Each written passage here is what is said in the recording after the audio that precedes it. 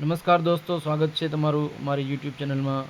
અને આજે અમે તમને જે હરિદ્વારની ફેમસ મગદાળ જે સવારના પોરમાં આપણને મળે છે જ્વાલાપુરમાં, આજે તમને એનો ટેસ્ટ કરાવવા જઈ રહ્યા છીએ. હું અને મારો મિત્ર રાજુ બંને સાથે આજ સવારમાં એના ટેસ્ટ માટે ગયા હતા. તો ચાલો નિહાળીએ.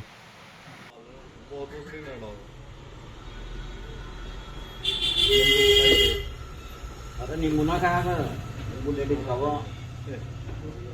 खटाई भी लेडी खाओ, खटाई भी आलू खाओ, खटाई भी तेज खटाई आलू में खाओ। अच्छा आज खटाई आ भी यार, तो तो बोरी खत्म हो गई ना।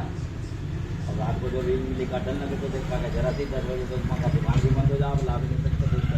अभी भेजा लड़के वो 200 रुपये दे दो, मका हो गई ना। अब रात को जो भी मिली का डर लगे तो देखा कि जरा सी 10 बजे तो मका दुकान भी बंद हो जाए, लाभ नहीं सकते देखते। अभी भेजा लड़के वो 200 रुपये दे दो, मका लेगा जल्दी और जल्दी बनवा लो।